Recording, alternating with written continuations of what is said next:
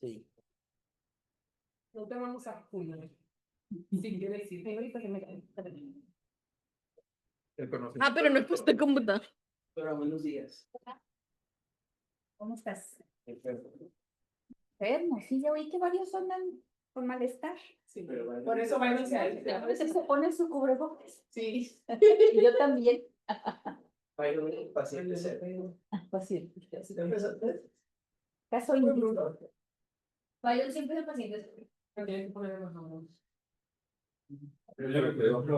A los demás, excepto a Val, que ya le pregunté, ¿ya les llegó su constancia del Congreso? A mí ya. Sí, ya. Por Correctamente. perdí mi adaptador.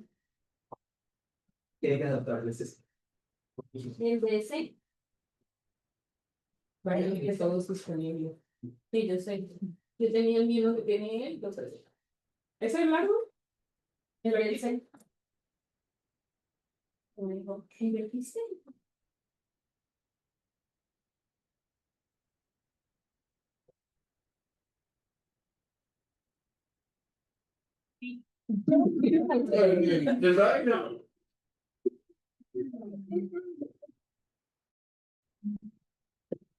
Ya todo.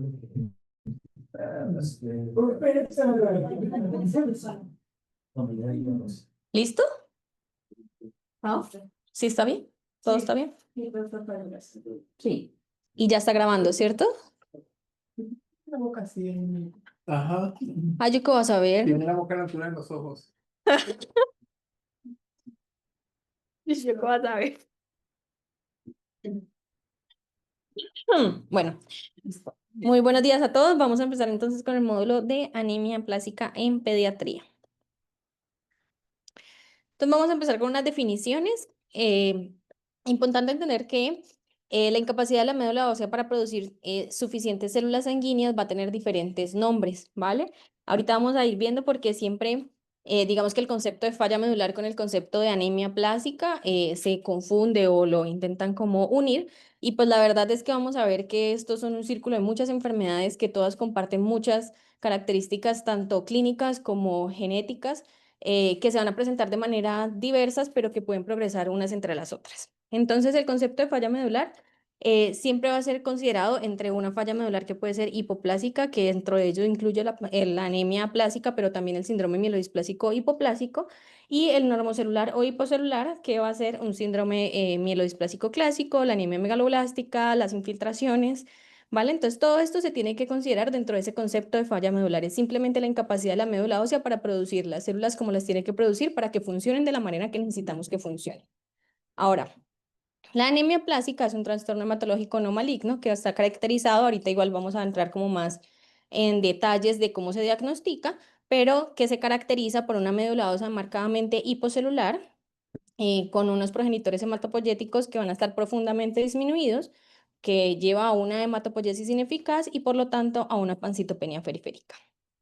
Entonces, como les decía, este gráfico la verdad es que es bien interesante porque lo engloba uno en todo lo que es este síndromes de falla medular, ¿vale? Entonces nosotros nos vamos a encargar ahora de la anemia plástica, pero hay que entender que, por ejemplo, como vamos a ver durante toda la exposición, existen clones de hemoglobinuria paroxística nocturna que pueden estar presentes dentro de la anemia plástica sin constituir una enfermedad, pues como tal.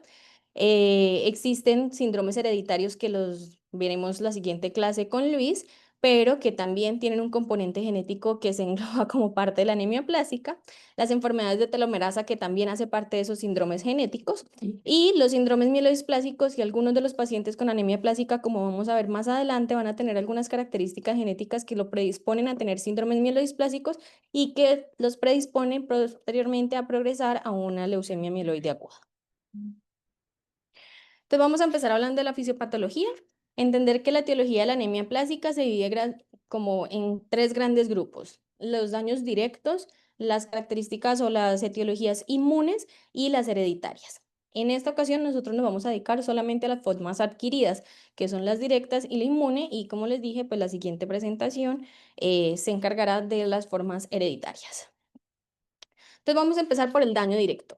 El daño directo en general van a ser todos los tóxicos que lleven a que tengan unos efectos directos en la médula ósea, y estos efectos van a ser dependientes de la dosis y pueden ser reversibles o irreversibles. ¿vale? Entonces, por ejemplo, la quimioterapia, que es de lo que más conocemos, nosotros podemos poner altas dosis de quimioterapia, pero después la médula vuelve y produce. Sin embargo, sabemos que tenemos quimioterapias altamente aplaciantes, que son las que se ponen, por ejemplo, en los trasplantes de médula ósea, que la médula ósea después no se va a recuperar y por lo tanto toca salvar a esa médula ósea de pues esa falla medular.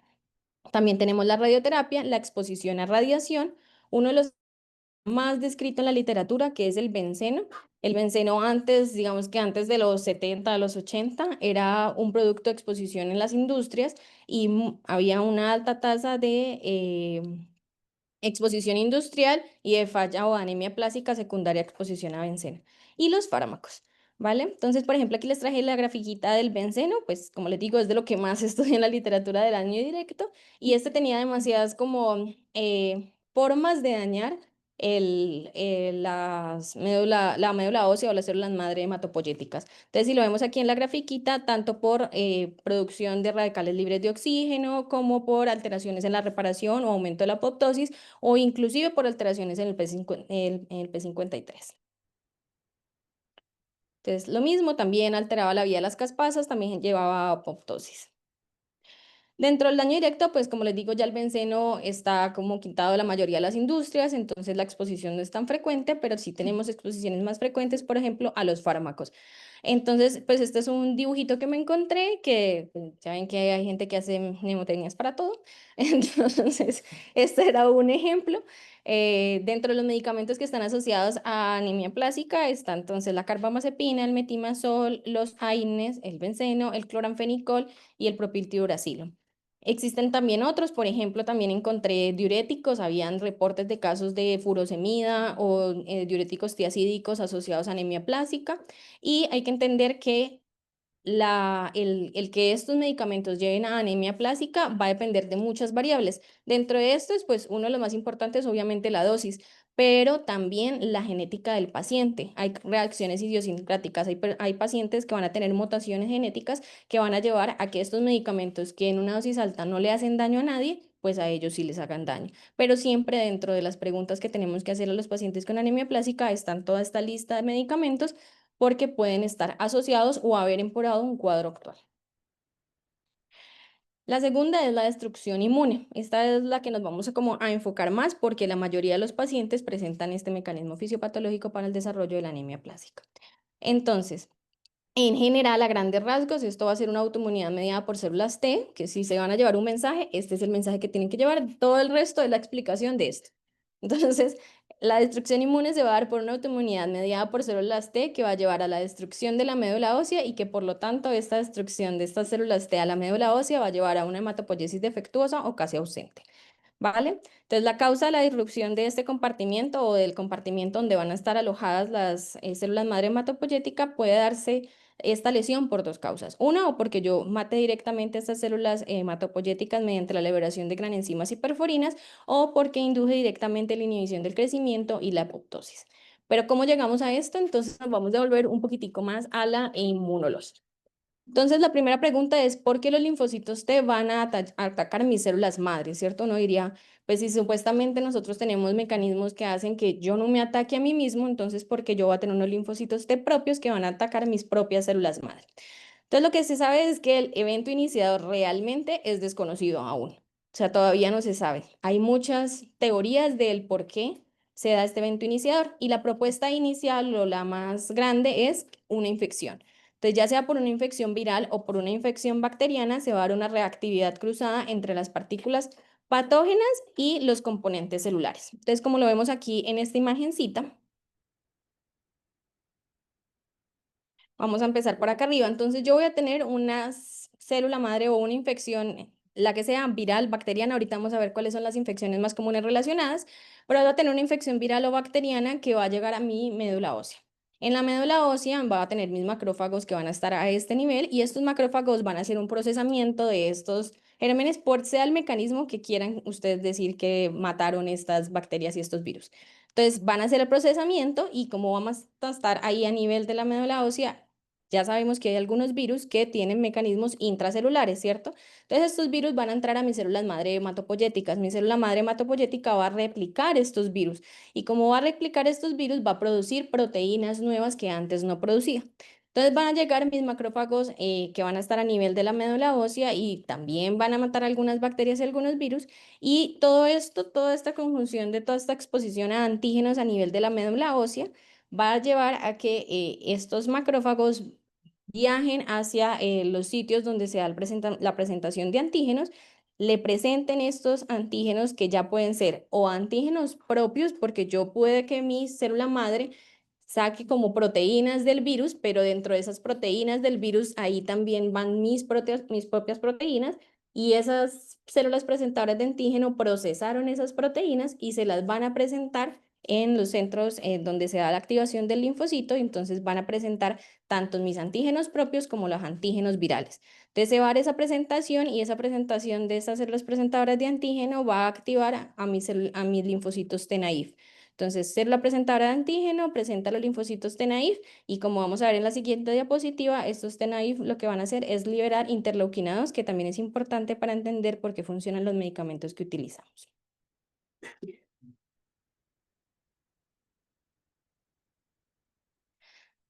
Chun, chun, chun. Bueno, lo que les decía, el virus infecta a los macrófagos, las células dendríticas, a los linfocitos, a todas las células que yo tengo a nivel de mi médula ósea. Los virus más frecuentemente asociados van a ser estos, virus de Epstein-Barr, citomegalovirus, el VIH. En general, estos virus lo que van a hacer es que van a infectar mis células dendríticas o mis linfocitos B, que lo que van a hacer es sintetizar proteínas dentro de las APC, como les decía, y estas otras súper importantes, hepatitis no A, no B. Esta es de las infecciones que más van a encontrar en la literatura que están asociadas a anemia plástica. Inclusive hubo un boom hace poquito de anemia plástica secundaria a una hepatitis que nadie sabía cuál era. Pues realmente siempre es importantísimo preguntar si ha tenido hepatitis porque esto es de lo que más se habla en la literatura. Hepatitis no A, no B.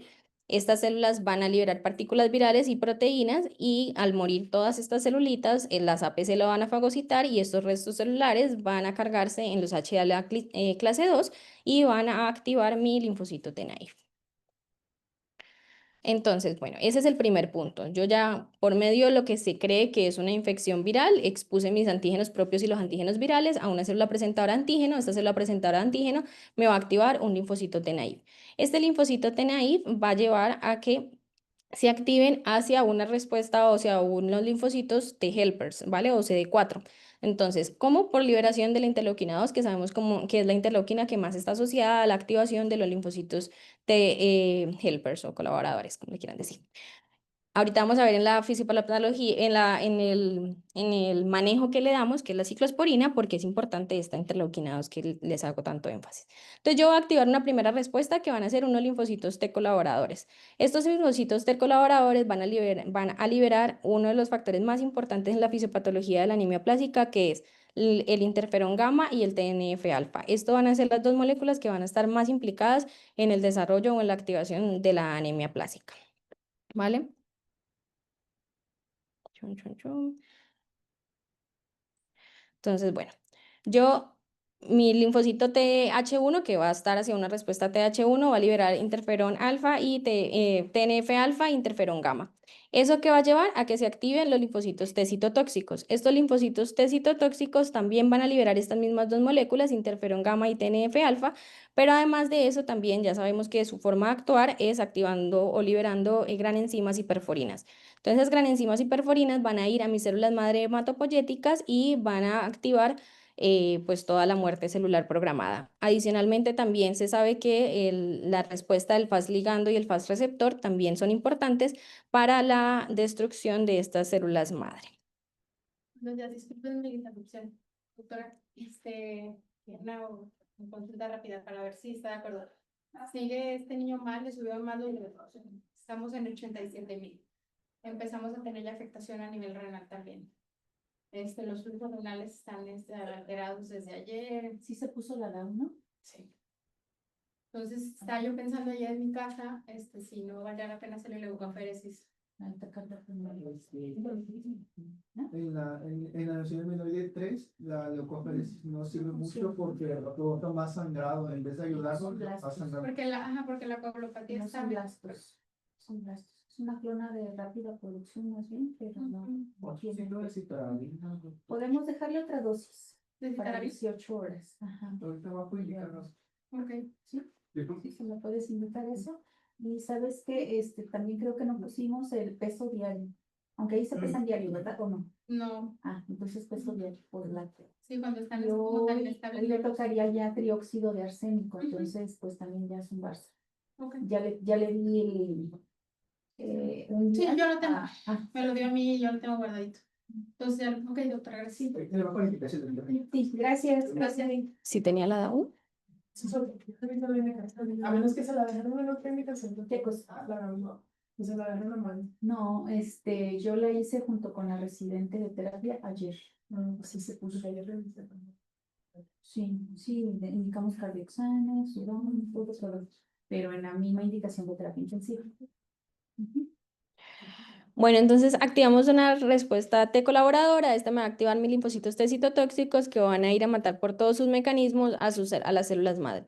Importante también entender que estas T colaboradoras, lo que se ha visto en los estudios es que van a promover una activación de la respuesta TH17 y van a disminuir la producción de linfocitos T reguladores. Entonces, pues claro, tengo muchos linfocitos T citotóxicos que están activos contra antígenos propios míos de mis células madre.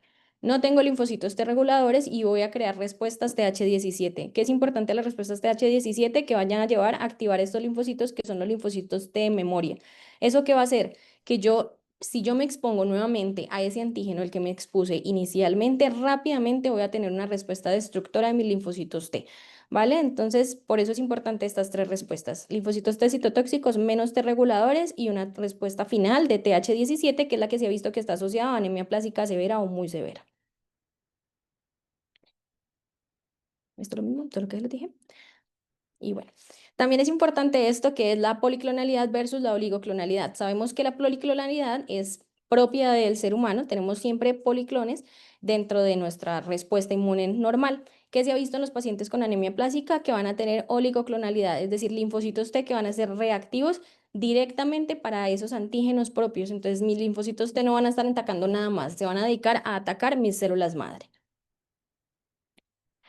Y bueno, van a ver que dentro de la fisiopatología de todo esto que les estoy explicando, porque uno diría, ¿qué hace que una persona sea más susceptible a que genere esta respuesta propia o sea, como de ataque propio, si no estuvo expuesto a una infección viral o si todos nos exponemos a infecciones virales y porque a esta persona sí le da anemia plástica y a esta persona no le da anemia plástica? Entonces vamos a ver que hay muchas cosas importantes. Dentro de ellos, lo que más se ha estudiado es el papel de la HLA. Entonces sabemos que la HLA está ubicado en el brazo corto del cromosoma 6, que tenemos dos HLA que son importantes para nosotros, que son el HLA clase 1 y el HLA clase 2, que van a tener unos alelos que van a estar pues más frecuentes o clásicos, así se conoce, que es el HLA A, B y C en el tipo 1 y el DRDPDQ en el tipo 2. Esto lo importante es que me van a producir mis moléculas mayores de histocompatibilidad o AMHC, que ya sabemos que están presentes en las células nucleadas, en todas las células nucleadas, las clase 1, y en las células presentadoras de antígeno, todos los clase 2. Entonces, este es un ejemplo. Tenemos un niño que se le ha hecho un HLA, tenemos su locus, su alelo, y tenemos que saber qué es un haplotipo.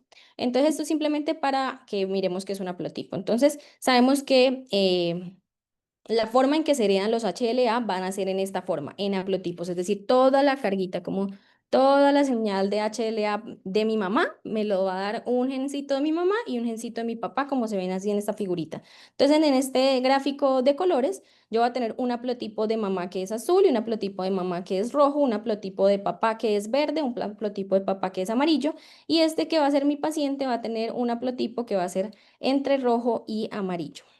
¿Listo? Esto es solamente como para entender de lo que vamos a hablar ahora. Entonces, el HLA de cada persona va a definir cómo se presentan los antígenos a los linfocitos T. Entonces, ¿qué sabemos? Que existen unos alelos que se conocen como alelos de riesgo. ¿Qué es un alelo de riesgo? Es un alelo que va a tener una capacidad mejorada para presentar autoantígenos o activar linfocitos reactivos. Esto ya se ha hecho estudios que ahorita vamos a ver, como que se les estudia a todos los HLA y dice, estos pacientes que tienen este alelo en específico van a tener más riesgo de presentar sus propios antígenos.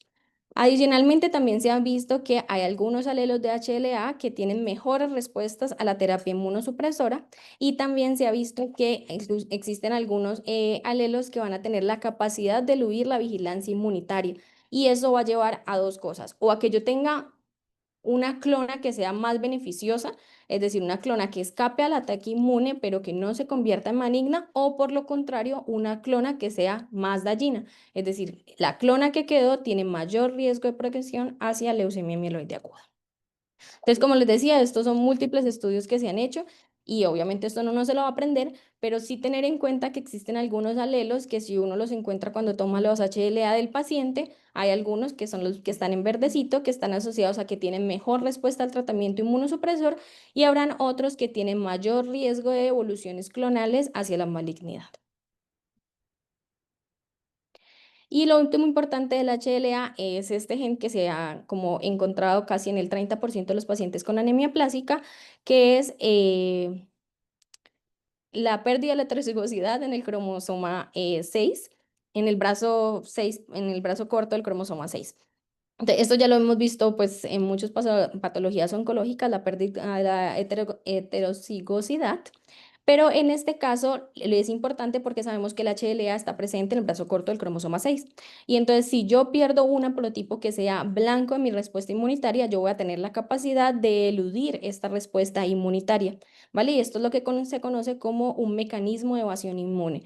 Mi célula, esto es un mecanismo adquirido, mi célula tuvo pérdida de esa heterocigosidad, es decir, ya no tengo mis dos alelos que me dio mi mamá y mi papá, sino que uno lo eliminé y quedé solo, por ejemplo, con el que me dio mi papá. Y como eliminé el de mi mamá y el de mi mamá era el que reconocían mis células, entonces yo tuve la capacidad de evadir el sistema inmune y esto hace que los pacientes respondan mejor a la terapia inmunosupresora. Existen, como les dije, además también múltiples anomalías citogenéticas que ya se han estudiado que están asociados al desarrollo de la anemia plásica y sobre todo, por ejemplo, fijarnos en algunos que están presentes en, por ejemplo, el BICOR, que sabemos que está también presente en la fisiopatología del síndrome mielodisplásico, el RONX1, que también está presente en la fisiopatología de la leucemia mieloide, ¿vale?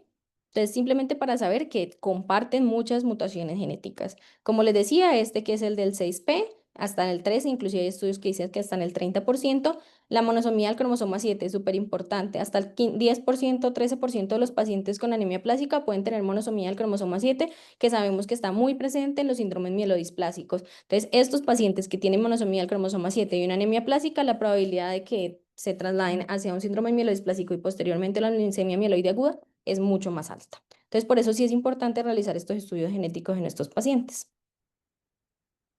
Acortamiento de los telómeros. Vamos a ver que, bueno, la verdad es que Luis va a hablar más profundamente de esto, pero también es importante la anemia aplásica adquirida, porque el acortamiento de los telómeros va a llevar a la detención de la proliferación celular y a la apoptosis. Entonces, en condiciones fisiológicas, las células germinales van a utilizar el complejo de la telomerasa para mantener esa longitud de los telómeros. Pero en la anemia plástica adquirida se ha visto que como los linfocitos T están atacando de manera permanente esta célula madre, entonces se va a dar una replicación excesiva de estas células madre o ellas van a intentar por lo menos hacerlo.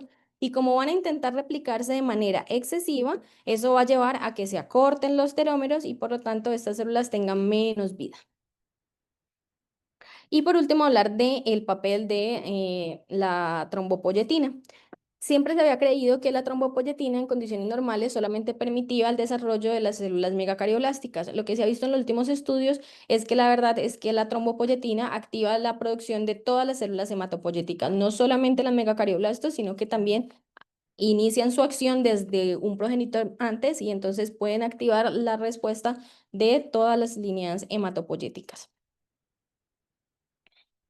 Y bueno, esto pues que es un tema aparte, la verdad es que no voy a hablar de HPN, pero sí voy a hablar que es importante saber que la HPN está presente hasta en el 40 o 50% de los pacientes con anemia plástica.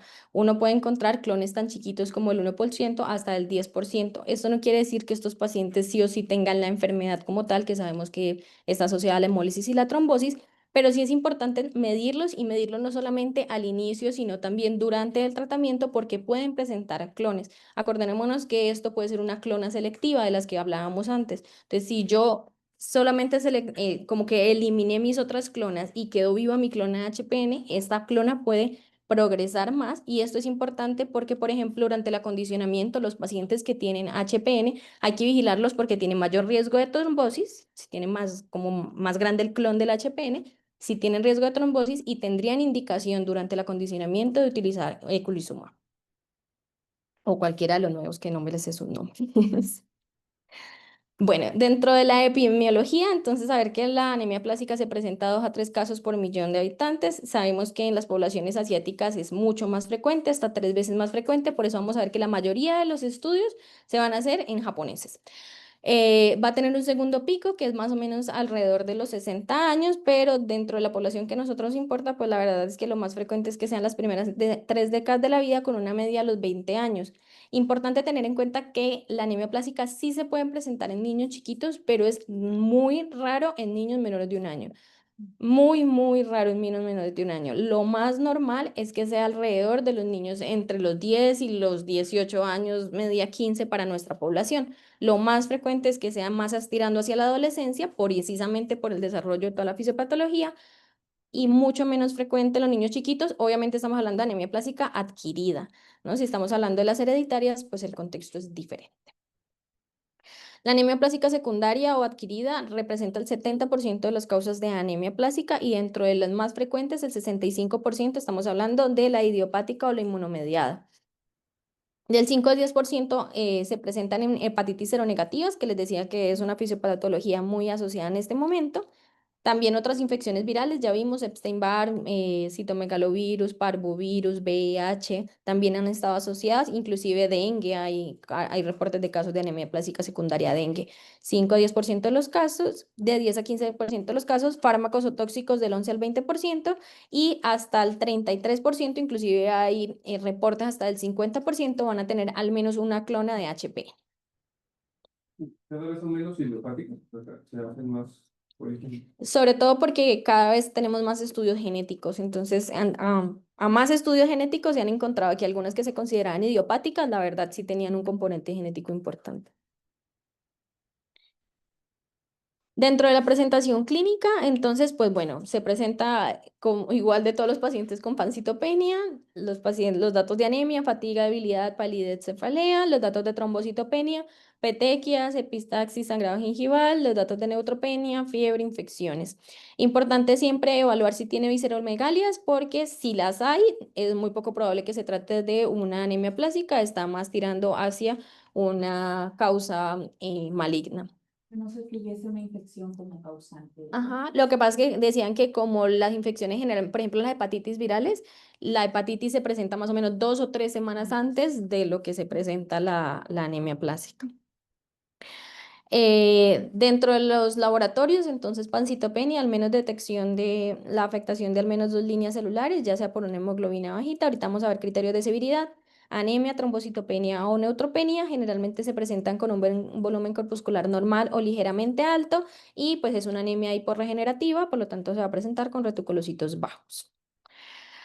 Dentro del diagnóstico, lo más importante es entender que se trata de un cuadro de citopenias asociado a una médula ósea marcadamente hipocelular en ausencia de un infiltrado medular patológico y de mielofibrosis.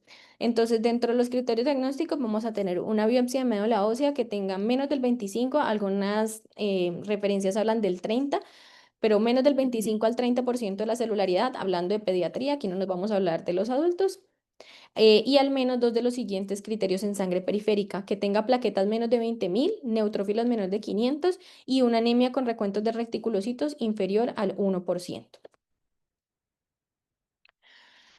Dentro de la evaluación inicial, entonces siempre lo más importante de la evaluación va a ser distinguir la anemia plástica de otras causas diversas de citopenia. Siempre entender que obviamente hay citopenias inmunitarias, síndromes mielodisplásicos hipoplásicos, hemoglobinuria paroxística nocturna como presentación de enfermedad, los síndromes de falla medular, las citopenias por infecciones, todas estas causas existen y por eso obviamente eso es lo primero que hay que hacer, descartar que no sea ninguna de estas otras. Hay que hacer una historia clínica adecuada, como sabemos, una historia familiar, si tiene clínica de enfermedades autoinmunes, si tiene exposiciones tóxicas, si ha tenido infecciones previas, sobre todo hepatitis virales, así no hayan sido diagnosticadas por serología, enfermedades autoinmunes, causas nutricionales. curvas de crecimiento para obviamente las causas más hereditarias y esas predisposiciones hereditarias. Se han intentado hacer como guías internacionales que lo que busquen es hacer como un panel de todo lo que se le debe pedir a un paciente con anemia plástica. Entonces, pues por eso les traje esta tablita, porque esto es todo lo que de verdad deberíamos nosotros pedir a un paciente que tenga una sospecha de una anemia plástica. Entonces, un hemograma con un frotis de sangre periférica, evidentemente para ver qué tan grave está y para ver la morfología de las células. Siempre un recuento de reticulocitos, siempre un porcentaje de hemoglobina fetal, porque se ha visto que las causas de todas las síndromes de falla medular están asociados a lo que se conoce como una hematopoiesis fetal-like, que es como una hematopoiesis de estrés. Entonces, esta hematopoiesis de estrés aumenta los porcentajes de hemoglobina fetal, sobre todo en las causas inmunitarias, aunque también se puede dar en las adquiridas. Siempre medir niveles de vitamina B12, folato, cobre, zinc, ferritina, que ya lo vimos que también se pueden asociar a pancitopenia o a visitopenias. Serologías, tanto hepatitis como VIH, virus del Epstein-Barr, parvovirus o citomegalovirus. Inclusive, pues, decían que dependiendo del lugar donde uno esté, pues también existe la solicitud de otras serologías, por ejemplo, dengue en los lugares que son endémicos para dengue, o HTLV, o Chagas. El virus de hipotropo tipo 1 y tipo 2. Ajá, el HTLV. El HTLV 1 y 2. Mira que no lo mencionan para todos, pero sí hacían un asterisco diciendo que dependiendo de si tu zona es endémica para algo, tú lo pidas. Por ejemplo, en Cali nosotros pedimos HTLV para todos. LH y aptoglobina, siempre pedir, como les decía, clones de hemoglobina paroxística nocturna por citometría. ANAS y anti-DNA, obviamente, en los pacientes que tengan más edad y más clínica reumatológica. Siempre cuantificación de inmunoglobulinas para saber que no tenga una enfermedad autoinmune asociada, porque sí está muy relacionada. Citometrías de flujos tanto de linfocitos B, T como de NK, también para ver si tiene algún componente autoinmunitario. Medición de telómeros siempre para descartar una disqueratosis congénita. Análisis de ruptura cromosómica para ver que no esté cursando con anemia de Fanconi. Cariotipos convencionales, sobre todo para la monosomía del cromosoma 7. eh, Secuencias de genes neoplásicos mieloides, y esto se recomendaba, lo que les mostraba. Hay algunos genes que están asociados a los tres, a anemia plástica, síndrome mieloisplásico y a leucemia mieloide aguda, y esos genes siempre se deberían examinar para ver cuál es la probabilidad de que esa paciente lleve hacia una clona maligna. Panel NGS, que esto es lo recomendado a nivel mundial. En teoría todos deberíamos tener un panel NGS para anemia plástica, perdón. Y ese panel debería incluir todas estas causas y debería salir rápido, eso sería lo ideal, pero pues como se sabe que no está en todos los lugares, pues por eso se hacen todas las pesquisas individuales. Adenosín diaminasa pues también nos van a hablar, espero en la siguiente clase, de anemia de Black-Van Diamond. La elastase fecal en el Schwann-Diamond, que también son dos causas frecuentes de la anemia plástica hereditaria.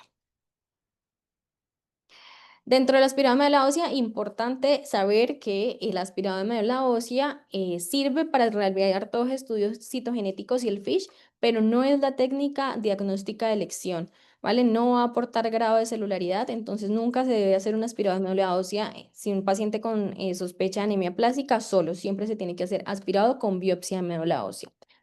El aspirado va a servir para que veamos la morfología de las células, que es importante para, por ejemplo, descartar que no sea un síndrome mielodisplásico. Y pues mencionaban estos dos conceptos. Una médula ósea gracia es más asociada a una aplasia medular, pero estas médulas óseas que nosotros los describimos como secas o como empaquetadas, generalmente están más asociadas a leucemia o a mielofibrosis. Tener en cuenta que en el momento en que yo evalúe la aspirada de la ósea, lo que voy a encontrar son nichos hematopoyéticos que se describen como vacíos, y que las células restantes que puedo encontrar son linfocitos, células plasmáticas y elementos estromales, por ejemplo, histiocitos y osteoblastos. En cuanto a la biopsia de la médula ósea, es súper importante tener una muy buena muestra de la médula ósea, nos va a servir para ver la arquitectura, y hay que tener en cuenta que existe un concepto que es la médula ósea en dámero. ¿Qué quiere decir eso? Que yo voy a tener mis espacios hematopoyéticos donde voy a tener unos que pueden estar más llenitos y unos que pueden estar más vacíos. Si yo solamente le doy a mi patólogo 2 espacios, pues yo no voy a saber si de verdad la celularidad es del 50% o es menos. Entonces lo que se recomienda es que debería tener al menos 5 o 6 espacios medulares para uno poder dar un diagnóstico de anemia plástica. Si tiene menos de esto, el diagnóstico no es confiable. Inclusive antes se realizaba biopsias y aspirados de médula ósea en los niños de sospecha de anemia plástica bilaterales para tener buenas muestras. Ahorita no se recomienda que sea unilateral siempre y cuando la muestra sea la adecuada. ¿Qué damero? Endámero, Endámero. que es como, O sea, ¿qué se refiere como la profundidad? O sea, el tamaño de la muestra, pues. Sí, ahí dice, mira, de 12 a 3 centímetros. Pero es que el prácticamente cilindro nada sea, Así que tú veas así, ya macroscópicamente que tiene pulpa roja. que ya ves que muchas veces sacamos mucha blanca, mucho cartílago y un pedacito. Ese pedacito pues no se Pueden cuenta. dar. Hago una pregunta con eso de Carlito. ¿Cómo es que la persona le piden el chorrito y le toman como si fueran... Lo botan como La churrito. descalcifican después de eso y empiezan a hacer sus cortes. Literal, como si fuera un hueso grande, un hueso chico. Ajá, un tejido. Lo calcifican y le sacan cortes. Ajá, exacto, lo ponen como en bloque y después lo sacan en pedacitos. ¿Y qué diferencia ven en una biopsia, en el microscopio, a un aspirado? Lo ven Porque se ven los espacios medulares. Tú en el aspirado sacaste las células y las expandiste. Ahí en este le ves los espacios medulares. como si fueran aspiradas. Y los niños, la disciplina entre el hueso y la célula. Todo esto. Otro diagnóstico diferencial en el aspirado de médula ósea, incluyendo en la biopsia, pues es la fase aplástica de una leucemia. Ujú, exacto. También es importante pues descartar todo eso, ¿no? O sea, no puede tener células malignas, no puede tener, bueno, ahorita vamos a ver cómo la diferencia con el síndrome mielodisplásico, no puede tener mielofibrosis. Y este es como, digamos, los diagnósticos diferencial, que es más difícil de saber diferenciar. Entonces, por eso traje esta tablita, la diferenciación entre la anemia plástica y el síndrome mielodisplásico hipoplásico. Entonces, siempre por eso sí es importante el aspirado de médula ósea, porque es importante ver la hematopoiesis cómo está. Entonces, es importante ver si tiene hematopoiesis o no tiene hematopoiesis y si tiene displasia en cada una de esas líneas celulares. Entonces puede tener displasia en el mielodisplásico, displasia en la serie eritroide, en la serie mieloide y en la serie megacariocítica. Y decían, pues dentro de los estudios, que lo que se ha visto que más sirve para diferenciar es la línea megacariocítica. Entonces, en general, van a haber megacariocitos en los síndromes mielodisplásico hipoplásico versus en la anemia plástica, donde están casi que ausentes. Importante saber que los criterios de Camita, que ya los hemos escuchado profundamente, están descritos desde hace muchísimo tiempo, desde 1975, son los que actualmente se siguen utilizando, pero son criterios de severidad, no son criterios de diagnóstico. Entonces, los criterios de Camita sirven para saber que estamos ante una anemia plástica severa. Entonces, ¿cuándo consideramos que una anemia plástica es severa? Cuando obviamente tenemos una médula ósea hipocelular menos del 25%, como les decía, algunos mencionan el 30%, y que tengan en sangre periférica menos de 500 neutros, menos de 20.000 plaquetas y un conteo absoluto de reticulocitos menor de 6. Entonces, si yo tengo menos de 200 neutrófilos, ahí sí lo vamos a considerar una anemia plástica muy severa. Para eso sirven los criterios de Camita. Y por último, entonces vamos a hablar del tratamiento. Dentro del tratamiento tenemos que saber que lo primero que vamos a hablar es del trasplante de progenitores hematopoyéticos. ¿Por qué? Porque se sabe que es la primera línea de tratamiento para los pacientes con anemia plástica. Vamos a ver dentro de la presentación que es, digamos que clásicamente se ha utilizado los donantes que son hermanos gemelos idénticos compatibles como la primera línea de tratamiento, pero últimamente en los estudios se ha utilizado donantes haploidénticos y donantes no relacionados como opciones de tratamiento. También tenemos que saber el tiempo. Lo ideal que dicen los estudios es que el trasplante se debe realizar en los primeros 90 días desde el diagnóstico de la anemia plástica para que les vaya mejor a los pacientes, como vamos a ver ahora. Los acondicionamientos han variado, realmente existen muchos como protocolos de acondicionamiento, pero sí se ha visto que algunas condiciones son importantes, por ejemplo, el uso de la timoglobulina durante el acondicionamiento se ha visto que les va a mejorar a los pacientes. Y entonces, ¿por qué el trasplante de progenitores hematopoyéticos es la primera línea? La verdad, existen múltiples estudios que han demostrado que es el tratamiento de primera línea. Este es uno de los estudios. Este fue realizado entre 1992 y el 2009, incluyó 599 niños, lo traje porque es el más grande que encontré, 599 niños con anemia plástica severa, y de estos habían sido llevados a trasplante con un hermano gemelo idéntico, 213, y a tratamiento inmunosupresión, 386 pacientes. Como vemos en las gráficas, la supervivencia general realmente no varía mucho entre los dos grupos, el 92% para el grupo de trasplante y el 88% para el grupo de la terapia inmunosupresora. Sin embargo, cuando vamos a la supervivencia libre de eventos, pues la realidad es que es muy diferente. Los pacientes con trasplante de médula ósea tienen supervivencia libre de eventos del 87% versus la terapia inmunosupresora del 56%. ¿A qué se refiere este libre de eventos? Pues que el paciente se le dio la terapia inmunosupresora y cuando se intentó desescalar en la terapia, o no respondió, o volvió y recayó, o requirió un trasplante posterior para poder recuperarlo de la fase. Y ahora, sin embargo, solamente se describe el 30% y yo creo que ahora es menos del 30% de los pacientes van a tener un hermano que sea compatible para yo poder realizar un trasplante. Entonces, ¿qué pasa con esos pacientes que no van a tener esta disponibilidad? Entonces, históricamente siempre se ha utilizado la terapia inmunosupresora como segunda línea, es decir, si yo no tengo un hermano que me pueda donar, que sea match completamente conmigo, pues yo tengo que iniciar terapia inmunosupresora. Sin embargo, más o menos en los últimos 10 años se han realizado estudios para evaluar otros posibles donantes para el trasplante de progenitores hematopoyéticos. Este es un estudio que, por ejemplo, utilizaba los donantes de las listas de donantes, los donantes no relacionados. Entonces, estos utilizaban o incluían en primera línea los donantes o comparaban la primera línea los donantes hermanos, la terapia inmunosupresora, que eran 58 pacientes, los no relacionados que habían estado después de una terapia inmunosupresora fallida o los donantes no relacionados en primera línea. ¿Vale? Entonces vamos a ver los resultados. Esta es una primera tabla que habla de la supervivencia general y compara los donantes no relacionados con la terapia inmunosupresora y la verdad es que tenían supervivencias generales muy similares. Sin embargo, cuando evaluaban supervivencias libres de eventos, entonces lo mismo que habíamos visto en la gráfica pasada, les iba mucho mejor a los pacientes que habían sido sometidos a trasplante de progenitores hematopoyéticos, así su donador haya sido un no relacionado, versus aquellos pacientes que habían sido sometidos solamente a terapia inmunosupresora. En este otro lo que evaluaban era si se realizaba el trasplante con un donante no relacionado como primera línea versus aquel paciente que había sido llevado a trasplante posterior a una terapia inmunosupresora. Y se vio que los pacientes que habían sido llevados posterior a una terapia inmunosupresora les iba peor o tenían una supervivencia general y libre de eventos peor que los pacientes que habían sido llevados a trasplante con un donante no emparentado. Este es un estudio hecho en mi país, por eso lo traje. No, es bonito porque ellos evalúan el uso de donantes haploidénticos, que sabemos que desde hace años también, hace más o menos unos 10, 20 años que en el uso de la ciclofosfamida post-trasplante, pues hemos tenido muchos mejores resultados en los donantes haploidénticos. Por lo tanto, Fundación.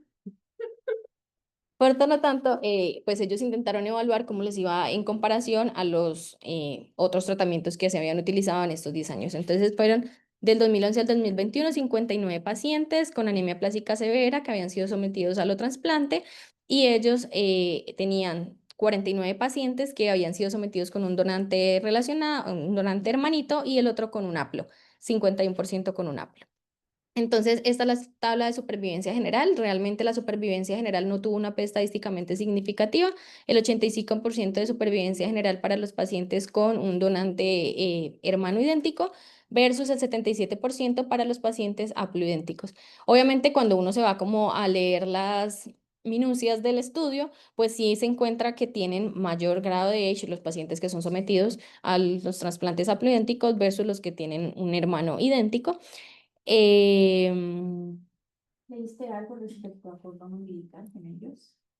Ellos no hacen cordón umbilical, pero sí leí cordón umbilical y decía que el problema que tienen con cordón umbilical es que lo ideal y lo que se ha visto en los estudios es que no deben ser células que sean criopreservadas, sino que deben ser células que no hayan sido criopreservadas. Como la mayoría de los cordones son criopreservados, entonces no les iba tan bien a estos Hay pacientes. un artículo, de hecho, la doctora Magda participó en ese trabajo, porque le apostaba mucho a los cordones umbilicales y finalmente en anemias aplásicas, como son niños pequeños, la dosis no era limitante Sí, la para los dosis no es niños, limitante. pero hubo mucha falla de injerto.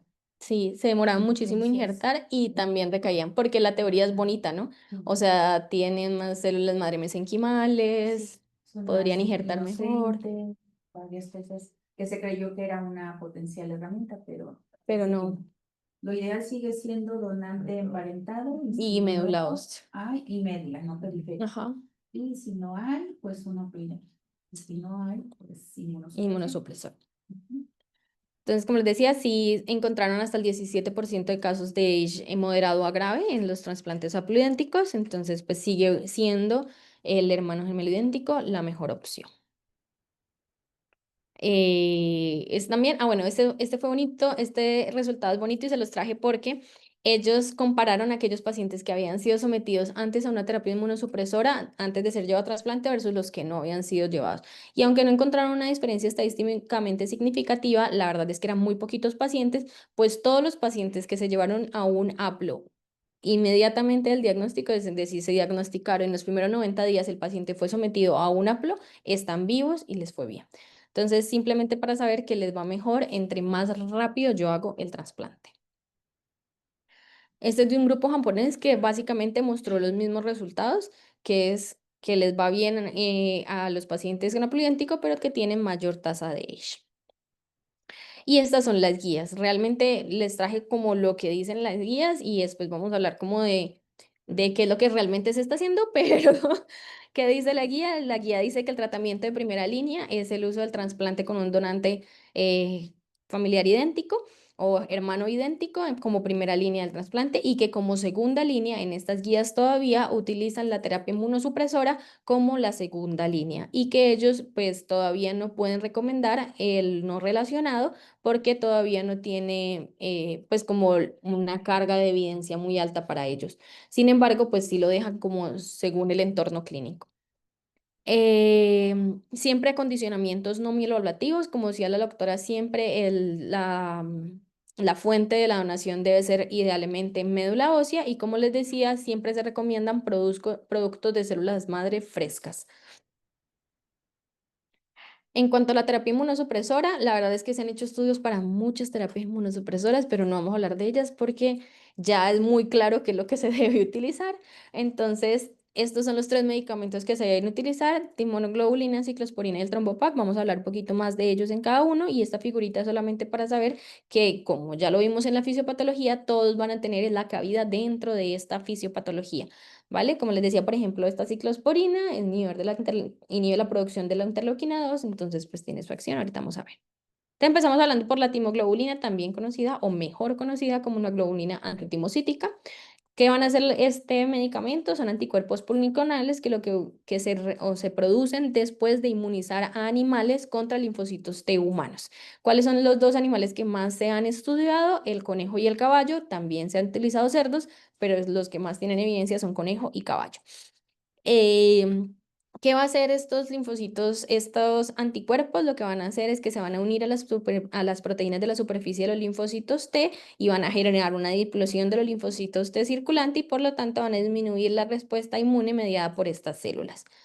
Desde 1978 hay evidencia de que la ATG funciona en los pacientes con anemia plástica, por eso esto digamos que no tiene mayor duda, eso lleva muchos años sabiéndose que se utiliza. Imagínense, este de 1983 es un ensayo clínico controlado, 11 de 21 pacientes con ATG, solo con ATG, presentaban mejoría sostenida de la hematopoiesis en los 3 meses posteriores a que se pusiera la dosis.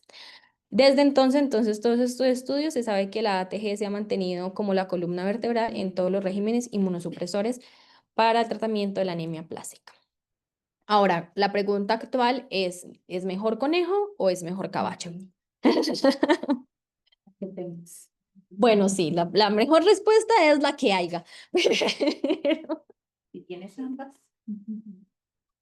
Ajá, pero ¿qué se sabe? Se sabe que la timoglobulina contra el conejo, del conejo, perdón, tiene una depresión linfocitaria mucho mayor. Es tan grave la depresión linfocitaria que gran parte de los pacientes en los estudios pueden fallecer en infecciones asociadas a esta depresión linfocitaria. Entonces, ¿es buena? Sí, sí la hay, se puede utilizar. Sin embargo, cuando se compara con la o con la ATG de caballo, pues la verdad es que le va mucho mejor a los pacientes con ATG de caballo. Estos son los estudios que hay, pues como que tienen evidencia. Es el de Estados Unidos, 96% con la de caballo versus 76% con la de conejo. Y por ejemplo, este que es el grupo europeo que estudia las anemias aplásicas, 86% de la de caballo versus 68% con la de conejo. Entonces, igual existe todavía la de conejo. La verdad es que en Japón y en Europa ya no se utiliza la ATG de conejo, pero pues hay países donde no hay disponibilidad de ATG de caballo y por lo tanto se sigue utilizando. Ustedes tienen la de... Nosotros hacemos caballo. Las que utilizan traslados de caballo también, ¿verdad? Sí, es de caballo. El segundo medicamento más importante es la ciclosporina. Entonces, la ciclosporina sabemos que es un inhibidor de la calcineurina. La calcineurina en condiciones normales lo que va a hacer es que va a desfosforilar el NF-ATC y cuando lo desfosforila, él ingresa al núcleo y va a promover la producción de interleuquinados. Cuando yo inhibo esta calcineurina, pues no voy a permitir que se dé todo este proceso, voy a disminuir la producción de interleuquinados y por lo tanto no puedo activar mis linfocitos T. Desde el 2003 también hay estudios que demuestran la evidencia de que la ciclosporina es efectiva. Entonces, por ejemplo, este es un ensayo clínico controlado que está pues, publicado desde el 2003, que mejora el tiempo medio de la respuesta. Es decir, los pacientes que habían sido sometidos a ciclosporina con ATG tenían una respuesta a los 60 días versus los de solo ATG, que era 82 días. Mejor respuesta global, 65% versus el 31% de los que no recibieron ciclosporina. Y mejor supervivencia libre de eventos, 39% versus 24%. Entonces, digamos que también desde hace mucho tiempo se sabe que la ciclosporina debe estar dentro del tratamiento inmunosupresor. Ahora, el que no tolera la ciclosporina puede utilizarse tacrolimus, hay estudios en tacrolimus y tiene evidencia de que funciona. En cuanto al trombopac, que este es el último, digamos, medicamento que ha entrado a esta lista, que como vamos a ver, inclusive las guías pediátricas todavía no lo recomiendan, pero en las guías de adultos ya está muy recomendado. Y este es el estudio RACE, que solo les traje este estudio porque la verdad es que todos los demás estudios terminan en que esta es la mejor evidencia. Y entonces el estudio RACE tuvo una fase 1 y una fase 2 que era para ver cómo se debía utilizar el medicamento y en esa fase 1 y esa fase 2 se sabe que se tiene que iniciar desde el día 14 y hasta al menos 6 meses posterior de iniciado el tratamiento. Eso es lo que dijo la fase 1. Y en esta fase 3, que ya es este estudio, fue realizado entre julio del 2015 hasta abril del 2019. Incluyó 195 pacientes. Estos son pacientes adultos mayores de 15 años y eran los pacientes con anemia plástica que no habían sido aptos para trasplante de progenitores hematopoyéticos en primera línea. Y entonces vamos a comparar, es de grupo A y el grupo B. Evidentemente, el grupo B es aquellos pacientes que recibieron el trombopac y el grupo A los pacientes que no recibieron el trombopac. Y pues nada, se evalúa la respuesta completa y la respuesta primaria, que es como la respuesta global, que incluye respuesta parcial y respuesta completa. Pero en cualquiera de los dos casos les va mejor a los pacientes que reciben el trombopac versus los pacientes que no reciben el trombopac y ya tenemos evidencia dentro de lo que les mostré en la fisiopatología de por qué funciona el trombopac, no solamente la producción de megacariocitos, sino también la producción de todas las otras células. No, pero sí que pacientes con No, todos, sí. Un estudio con la doctora Magda de 4 pacientes que con anemia plástica que no se pueden trasplantar, que ya lo tiene solo con el trombopac y ciclosporina con respuesta completa. Está súper Sí. bien. Ahorita se los mando. No, y hay muchos estudios en pediatría. Aquí, Ah, bueno. doctora, tiene pues. Hay muchos estudios en pediatría, pero no hay ningún estudio clínico que sea controlado y autorizado. Entonces, pues como no hay ningún estudio clínico controlado y autorizado, no sé, puros reportes de casos, son series máximas de 10, 15 niños. Y eso pues no da la evidencia. Ganas de anemias aplásicas está trabajando este artículo, ojalá sea. Ojalá pronto y salga. Va a ser el primero en verlo. No sé si leíste sobre el dominio. No sé si el dominio Sí, también. sí, está aprobado en pediatría. Tampoco está aprobado para la primera línea, o sea, para línea inmunosupresora, pero en adultos se utiliza el romiplastin. Sí. La limitante es la hepatitis. Sí. Como les decía, estas son las recomendaciones. Todavía en las guías internacionales pediátricas no se recomienda el trombopac dentro de la primera línea del manejo inmunosupresor, solamente la ATG de caballo y la ciclosporina. Eh, lo que se recomienda es que los niveles de ciclosporina, bueno, como dosis adicional, deben ser siempre entre 200 y 350. Idealmente uno siempre debe estar midiendo niveles de ciclosporina. El tratamiento recomendado del uso asociado al ATG, porque sabemos que el ATG tiene muchos efectos adversos, que ese es su mayor problema. Siempre se recomienda el uso de esteroides, pero asociado a eso, para disminuir los efectos adversos del ATG, que es conocido como la enfermedad del suero. Los agonistas de la trombopoyetina no se recomiendan todavía en pediatría en las guías internacionales y siempre se recomienda que la disminución de la ciclosporina se haga de manera progresiva. Ellos en estas recomendaciones dicen que se debería realizar más o menos del 5 al 15% mensual, pero inclusive hay guías que dicen que el 10% trimestral. Entre más larga pueda ser la disminución de la ciclosporina, ya se ha visto en muchos estudios que mejor les va a los pacientes. Esta es la dosis recomendada para la ATG de caballo es de 40 miligramos kilogramos dosis cada 24 horas. No les traje la del conejo, pero la del conejo está alrededor del 3.5, 3.5 miligramos kilo. Igual 4 o 5 días es lo que se recomienda dependiendo del protocolo que tengan en cada lugar. La metilprednisolona siempre asociada para disminuir la enfermedad del suero y la ciclosporina, la dosis en esta guía mencionan 5 a 6 miligramos kilogramo cada 12 horas. También hay recomendaciones entre 5 días hasta 15 días, pero digamos que 10 pues se cae ahí como en la mitad. Y siempre teniendo en cuenta que hay que medir niveles de ciclosporina. Los criterios de respuesta, siempre es importante evaluar cuáles son los criterios de respuesta. Yo sé que en muchos lugares se utilizan los criterios de Camita para ver si el paciente responde o no responde, pero lo que dicen las guías internacionales es que estos deberían ser los criterios para evaluar una respuesta. Respuesta completa, más de 1000 neutrófilos, hemoglobina mayor de 10 y plaquetas mayor a 100.000. Respuestas parciales, más de 500, más de 8 y mayores a 20.000. Por eso les puse los criterios de Camita, porque muchos utilizan los criterios de Camita para evaluar respuesta completa, pero lo que dicen las guías pues es esto y por eso se los trae. No deben de ser diagnóstico ni seguimiento, Solamente, clasificar. solamente clasificar seguridad. Y esta es la tabla de estas guías internacionales, que es el algoritmo del tratamiento. Entonces, se recomienda que pacientes con anemia plástica severa siempre se le hace todos los exámenes que ya dijimos que había que hacer y se le solicitan de una HLA. Si yo tengo un donante hermano idéntico compatible, definitivamente esa es la mejor opción y si yo lo puedo trasplantar en los primeros 90 días, mejor. Esa es la mejor opción de cómo le puede ir al paciente. Si yo sí tengo, procedo a realizar mi trasplante. Si no lo tengo, lo que dicen las guías internacionales es que debo pasar a terapia inmunosupresora, que lo que dicen las guías internacionales es que sea con ciclosporina y ATG. Aquí por eso lo puse en azulito. Ya hay demasiada evidencia de que es ciclosporina, ATG y el trombopac.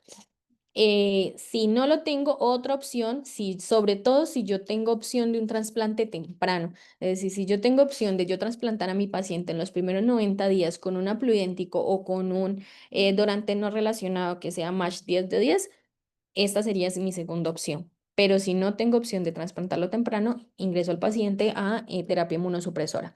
Siempre se debe evaluar, aquí dice 6 meses, pero lo que recomiendan otras guías es irlo evaluando pues como con el tiempo a los 30, a los 90 y a los 180 días para evaluar si responde o no responde. Aquellos pacientes que no responde, siempre, cada vez que no responde, uno debe evaluar si tiene un donante, una posible donante para trasplantar al paciente.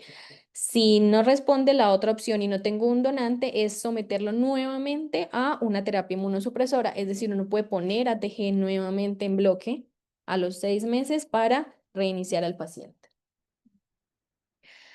Existen otros estudios, esos sí no los traje porque ya queda muy larga, pero el alemtuzumab es un medicamento que en este momento está en estudio para utilizar. Y como decía la doctora, pues una opción, dado que no haya ninguna otra opción, es un donante de cordón umbilical. De acuerdo. ¿Por qué se considera que al 90 días es cuando, o no tardar más de ese tiempo para hacer un trasplante? ¿Qué factores se agregan a estos pacientes que pueden... Ajá, entre más transfunda yo a un niño, pues peor le va. Entre más infecciones tenga el paciente, también peor le va. Entre más carga de hierro tenga el paciente, también peor le va. ¿Y cuándo consideras que ese paciente ya se va a comportar como una anemia plasia irrecuperable? Se fijan que ha habido algunos casos que luego se los presentan a la doctora Maggie y le dice, pero todavía no cumplió el tiempo para ver si esa plasia no. Realmente no existe un tiempo que uno diga, hay evidencia que diga que en este tiempo. Que se ha visto que más o menos a los 2 meses ya un paciente no debe, si ya no recuperó, ya no va a recuperar. Muy bien. Y entonces tienes un mes para prepararte, Sí, porque a los 3 meses debieras estar ya deberías preparada estar. en Por los eso siempre servicios. recomiendan, más o menos los HLA se demoran 2 semanas, 3, de entrada pida todo. Sí, y es muy importante que de cualquier manera, desde el diagnóstico de una hipoplasia medular o aplasia medular, vayan cuidando a ese niño como potencialmente trasplantable, Sí. con las transfusiones, sobre todo. ¿Qué pedirías? Ajá. Y pues un donante lo más, no no de hermanos, para que no haga familiares. HLA. Bien. Nos acabó el tiempo, Vale, muy bonita tu presentación. Muy actual.